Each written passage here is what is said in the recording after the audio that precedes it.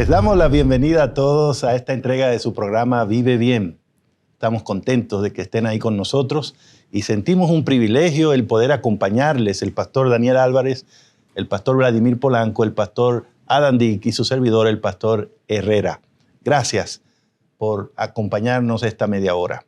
Estamos también muy entusiasmados con la temática para esta entrega.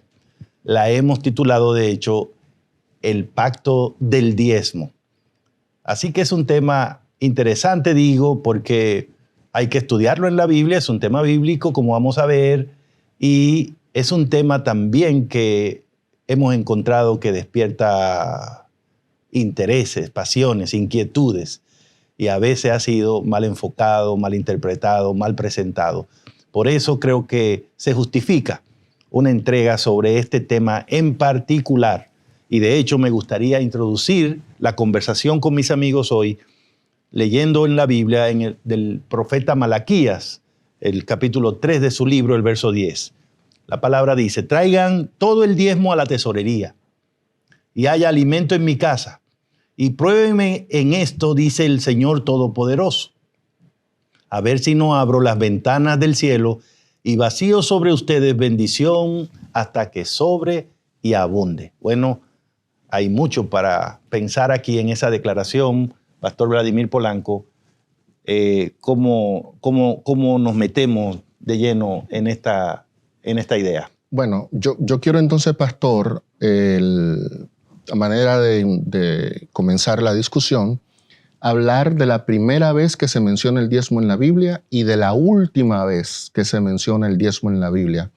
Porque entre esos dos acontecimientos hay muchas cosas que vamos a dialogar en el resto del programa, pero creo que en esas dos referencias encontramos principios claves que nos permiten a nosotros tener un buen fundamento para abordar el tema. La primera vez que el diezmo se menciona en la Biblia lo dio Abraham, el padre de la fe. Lo que indica, estableciendo Dios que la palabra que Abraham fue el primero que dio el diezmo, automáticamente lo está vinculado con la fe, porque todo lo que Abraham hace tiene como punto de partida la fe. Entonces Abraham se fue a una batalla, dice Génesis 14, y los versículos 18, 19 y 20 dicen lo siguiente, y yo quiero leerles textualmente esas declaraciones.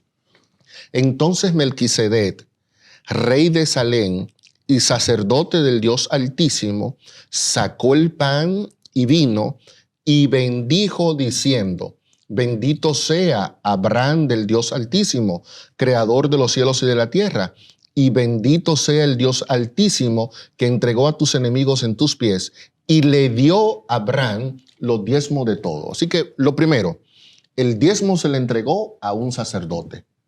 No se le entregó a un carpintero, no se le entregó a un guerrero, no se le entregó a un herrero. La primera mención del diezmo en la Biblia es Abraham, el padre de la fe, entregándoselo a un sacerdote. Número 2, ese diezmo fue resultado de la bendición divina. Y ahí viene parte de la sabiduría de que Dios haya puesto una cantidad como es el diezmo, porque eso indica que yo voy a dar en proporción a lo que recibí. Si recibí 1,000, voy a dar el diezmo de 1,000. Si recibí 1,000,000, voy a dar el diezmo de 1,000,000, porque el diezmo simple y llanamente es el 10% de lo que recibí. Abraham recibió, de eso entregó el diezmo. Vayamos a la última vez que se menciona el diezmo en la Biblia, en Hebreos capítulo 7, y precisamente se va a retomar esa acción que hace Abraham. Lo único que el autor de Hebreos le va a dar una interpretación interesante. Él viene en Hebreos capítulo 7, vuelve y menciona el tema de Melquisedec y de Abraham, y entonces dice lo siguiente en el versículo 4: considerad pues cuán grande era hablando de Melquisedec, a quien Abraham, el patriarca, dio los diezmos del botín. Pero en el contexto de Hebreos capítulo 7 se explica que Melquisedec era una especie de símbolo de Cristo. Y que cuando Abraham le entregó el diezmo a Melquisedec, En realidad, detrás de esa figura humana, Abraham le estaba entregando los diezmos a quien Melquisedec era un representante. En este caso, Hebreos 7 dice, era un representante de Cristo.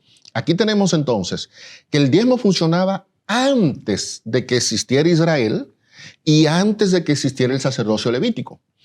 Pero el diezmo sigue funcionando a la luz de Hebreos 7 después de que Israel deja de ser el pueblo de Dios y que entra a la iglesia, y sigue funcionando después de que el sacerdocio levítico perdió su eficacia. Entonces, tenemos dos principios interesantes aquí. El diezmo es anterior a Israel y es posterior a Israel. Te agradezco mucho esa explicación, pastor.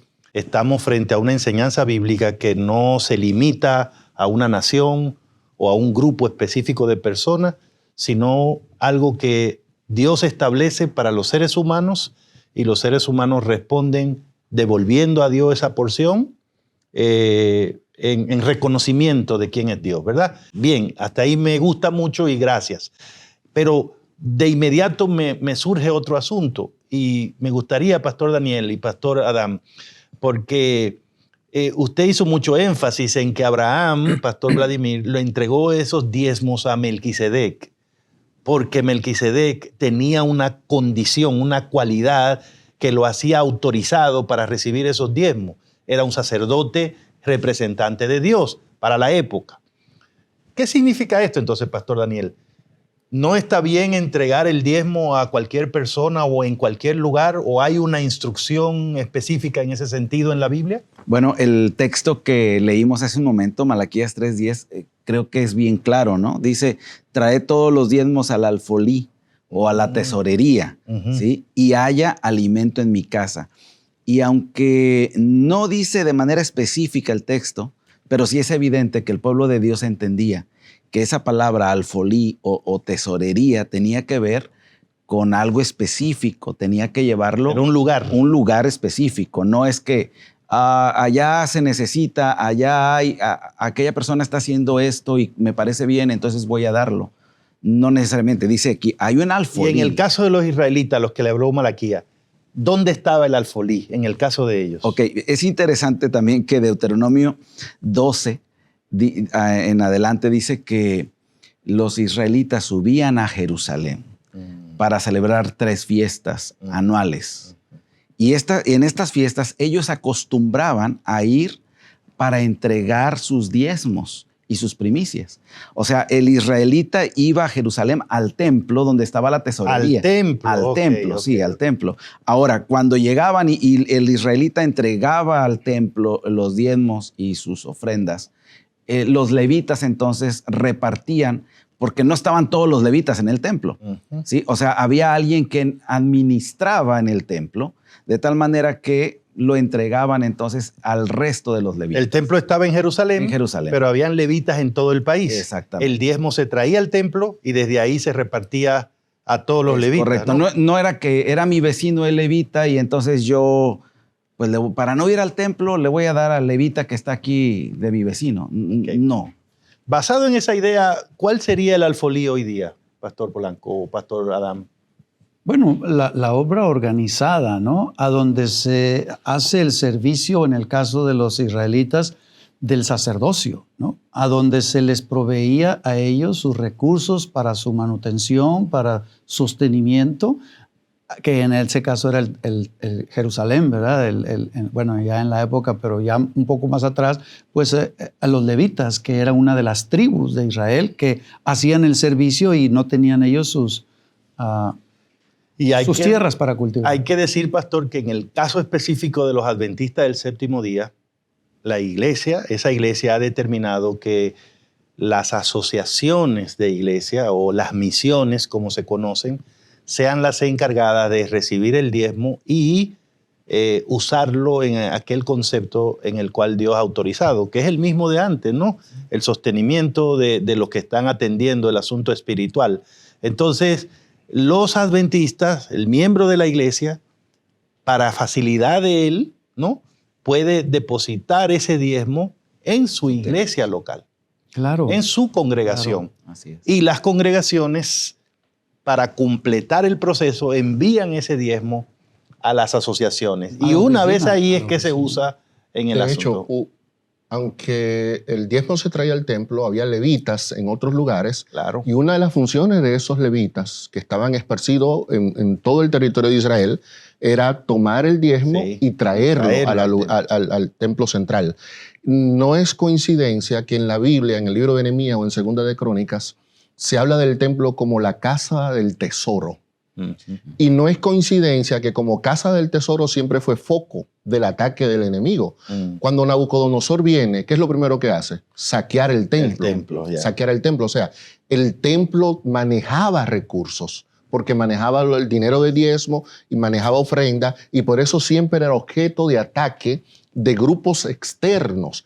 Es curioso que el mismo fenómeno lo vemos en la relación de la iglesia con ciertos grupos que, incómodos con que sea la iglesia la que maneje esos recursos, precisamente toman la función del enemigo y atacan a la iglesia por manejar esos recursos. Pero es siguiendo el principio que Dios ha establecido en su palabra, que la iglesia utiliza ese dinero para suplir las necesidades básicas de aquellos que sirven a la causa de Dios. Me queda claro entonces que si devuelvo el diezmo a Dios, queda claro que Dios tiene una tesorería, tiene un lugar donde recibe esos fondos. En el caso nuestro, la iglesia donde vamos, en el caso ya de la organización adventista, las asociaciones hacen esa función. Muy bien. Pero una vez que llegue el diezmo ahí, ¿cuál es el uso que se debe dar a esos fondos? ¿Hay alguna instrucción también con relación a eso? Bueno, quisiera hacer alusión a Levítico 27, el versículo 30, dice, y el diezmo de la tierra, así de la simiente de la tierra como del fruto de los árboles, de Jehová es cosa dedicada a Jehová. Ahora, esto me pone solamente el preámbulo de Números 18. Números 18, versículo 21 y 24. He aquí yo he dado a los hijos de Leví todos los diezmos en Israel por heredad. Es lo que veníamos diciendo, por su ministerio, por cuanto ellos sirven en el ministerio del tabernáculo de reunión. Y miren el 24. Porque a los levitas he dado por heredad los diezmos de los hijos de Israel, que ofrecerán a Jehová en ofrenda, por lo cual les he dicho, entre los hijos de Israel no poseerán heredad. Es ahí donde, bueno, lo veníamos comentando, ¿verdad? Pero ahora se puntualiza. Es decir, el diezmo, esa 10ª parte estipulada bíblicamente, era para sostener a un grupo de personas que iban a dedicarse de manera completa, total, al servicio religioso, a atender el templo. Porque cuando uno echa un poquito la imaginación, ¿verdad? Todo mundo atendiendo a traer su sacrificio, esté de acuerdo a su capacidad financiera, algunos un borrego, unos un toro, y luego el servicio diario en la mañana y en la tarde. De pronto uno no imagina la cantidad de gente involucrada que no tenían sus tierras, porque lo acabamos de leer. Ellos no estaban cultivando la tierra, tenían sus propios ganados para sacar sus ganancias. Ellos estaban en su mente completamente dedicados a la obra de Dios. Hay un punto, pastor, que es clave para entender el uso del diezmo. Es que Dios dice, eso es mío, Levítico 27:30, el diezmo es de Jehová, y es dedicado, consagrado, o sea, es apartado. Santo, es apartado. Entonces, la razón por la que el diezmo se utiliza para suplir las necesidades de una persona que esté completamente dedicada al evangelio es porque se está usando en una tarea que es santa. El diezmo no puede usarse en otra cosa que no sea lo que esté vinculado al desarrollo y al avance de la obra del Señor. Porque si yo el diezmo lo uso de otra manera, le estoy atribuyendo al diezmo un rasgo de no santidad y estoy contradiciendo la palabra del Señor. Entonces, tengo que entender eso. Ahí me viene a la mente, Pastor Vladimir, de alguien que dice, bueno, yo aparto el diezmo, pero yo le doy un uso propio, a donde yo considero, voy a construir un templo, o yo voy a pagar a un pastor o a un religioso, ¿verdad? Pero a mí me parece que eso está muy atinadamente puntualizado, ¿no? Hay que entregarlo porque no es tuyo. Y Dios ha establecido, ¿no? En las diferentes épocas ahora, pues a un grupo organizado, en este caso la iglesia, ¿no? Que hace la función del alfolí, la iglesia local. Por eso es que me parece tremendamente importante que se establezca que este es un tema bíblico, no eclesiástico primariamente hablando, porque la iglesia no tiene la prerrogativa de decir dónde o cómo se va a usar el diezmo. Eso es un tema que el Señor se ha ocupado de dar las directrices.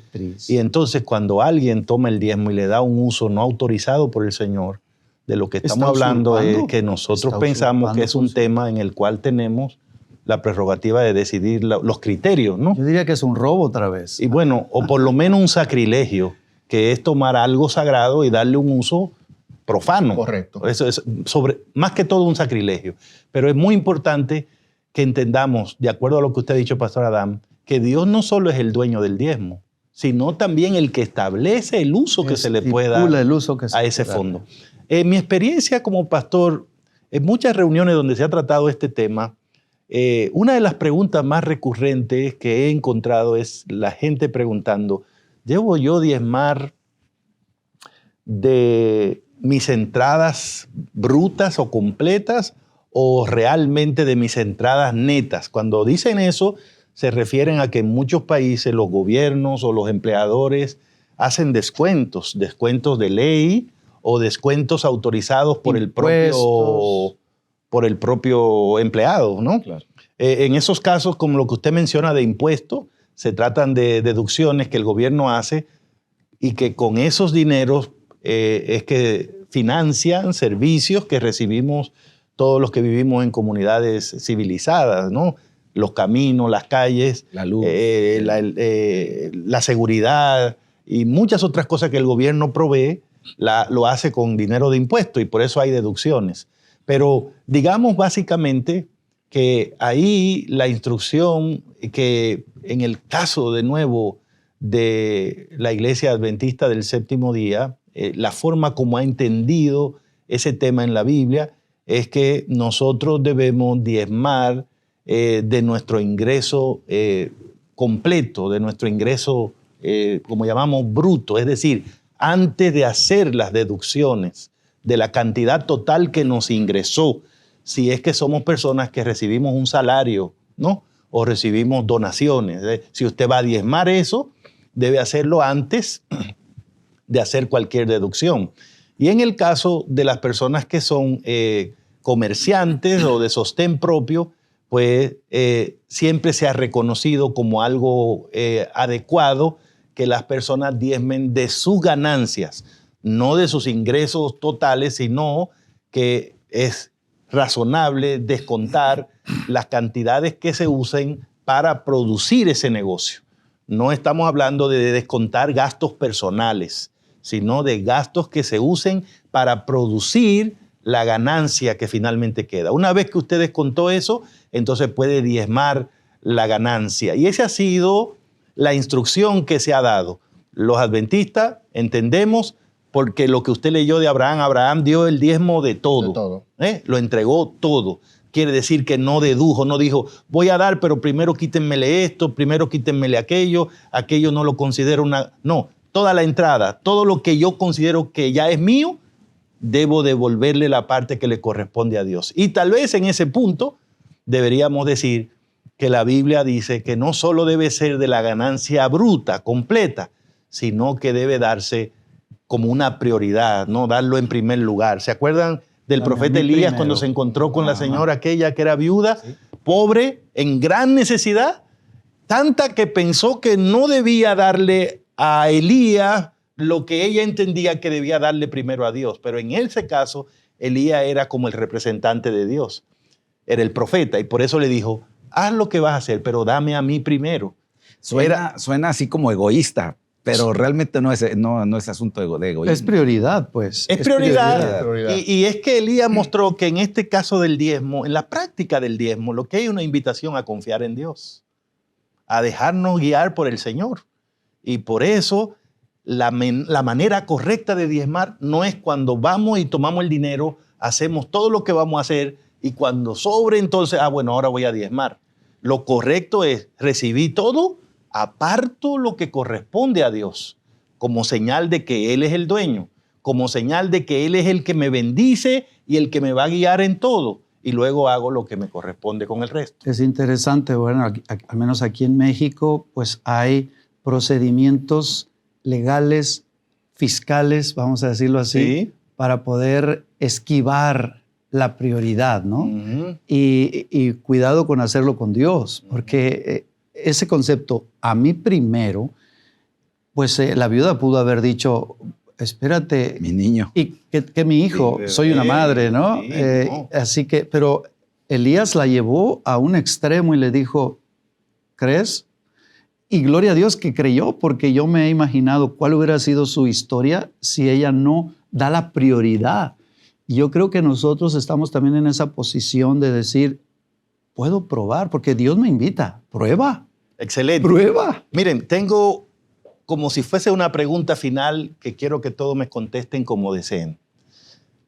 Basado en lo que hemos conversado y en lo que ustedes han mirado en la Biblia, ¿qué podríamos decir que se considera un diezmo fiel, un diezmo adecuado delante del Señor? Bueno, llévalo a la tesorería. Eso es un punto. Sí. Si va a ser fiel, es porque lo llevo a donde Dios quiere que lo lleve. Perfecto. Gracias, pastor. Entrégalo como un reconocimiento de que Dios ya te bendijo. No como para negociar, ¿verdad? No. Sino como una muestra de fe. Ya Dios me bendijo y aquí está la muestra de esa bendición. Me gusta ese punto.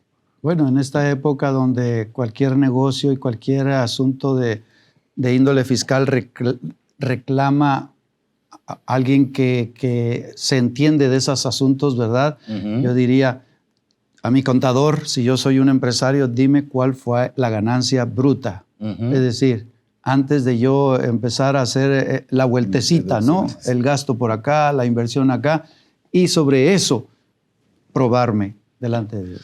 Bueno, queridos compañeros, ha sido maravilloso la conversación de hoy con nuestros amigos. A mí me parece que por lo menos hemos dado algunos elementos que nos pueden ayudar a entender este tema. Hay una enseñanza clara en la Biblia, nadie tiene por qué perderse. Debemos devolver un diezmo completo a Dios, la 10ª parte, llevarlo a donde Él dice, darle el uso que Él ha autorizado y mostrar con eso que confiamos completamente en el Señor. Es un asunto espiritual y es mi deseo que mientras escucha lo que hemos conversado, puedas abrir tu corazón a Dios. Y como dice el propio Dios, prueba a Dios, pruébalo, a ver qué tal. Practica esto que dice la palabra, confía en Dios y permite que Dios abra la ventana del cielo para ti. Eso será fabuloso. Permíteme orar contigo en este momento. Padre, muchas gracias por permitirnos tener esta conversación el día de hoy, por entender un poquito un tema tan interesante como esta de la enseñanza del diezmo. Ahora lo que te pedimos es que nos dé la fe suficiente para creerlo y para practicarlo y la humildad suficiente para hacerlo como tú dices. Y que venga esa bendición que tú has prometido hasta que sobreabunde. En el nombre de Jesús. Amén. Amén.